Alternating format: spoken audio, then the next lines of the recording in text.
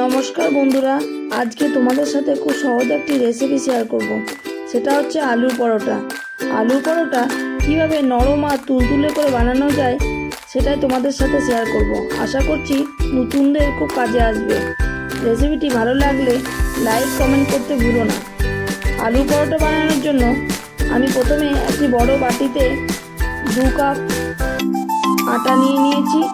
তোমরা চাইলে এটা ময়দা দিয়েও করতে পারো। আর ময়ান দেওয়ার জন্য এখানে আমি ব্যবহার করছি সরষের তেল। তোমরা চাইলে সাদা তেল বা ঘিও ব্যবহার করতে পারো। তারপর দেবো পরিমাণ মতো লবণ আর দেবো সামান্য চিনি। এবার ভালো করে মিশিয়ে নিতে হবে। মিশিয়ে নেওয়ার পর একটি ডো তৈরি করব। তার জন্য অল্প অল্প জল দিয়ে ভালো করে মেখে নেব। ডো তৈরি হয়ে গেছে। এবার একটা ভিজে কাপড়ের সাহায্যে রেখে দেবো 10 থেকে 15 মিনিট। এবারে একটা তাওয়াতে একটা মশলা তৈরি করব। তার জন্য দিয়ে দেব গোটা জিরে আর শুকনো লঙ্কা। এটাকে একটু ভালো করে ভেজে নিয়ে শিলে এটাকে গুঁড়িয়ে নেব। তোমরা চাইলে এটা মিক্সিতেও গুঁড়িয়ে নিতে পারো। আমি এখানে শিলেই গুঁড়িয়ে নিলাম। এরপর একটা জায়গায় পেঁয়াজ, কাঁচা লঙ্কা, ধনেপাতা কুচি করে নিয়েছি আর একটু আদাকে গ্রেট করে নিয়েছি। 3টে আলু ভালো করে সেদ্ধ করে মেখে নিয়েছি। এরপর সব কিছু দিয়ে পুরের জন্য আলুটাকে সব উপকরণ দিয়ে ভালো করে মেখে নেব।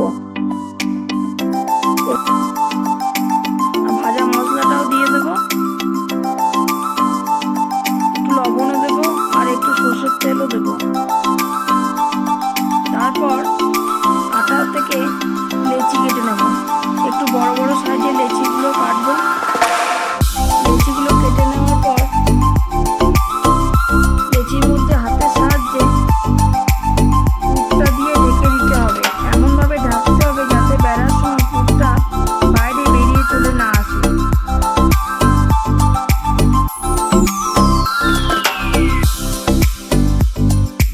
সামান্য আটা দিয়ে আস্তে আস্তে বেলতে হবে।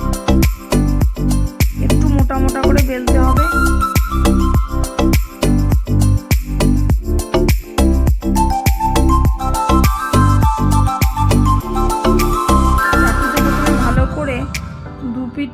শুকনো রুটিটাকে সেঁকে নেব লাল করে। তারপর তেল দিয়ে সেঁকবো। তোমরা চাইলে এখানে সাদা তেল বা বাটারও দিতে পারো। আমি এটা সরষের তেল দিয়ে করেছি।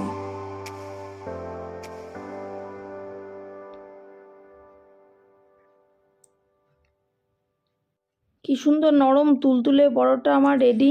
ভালো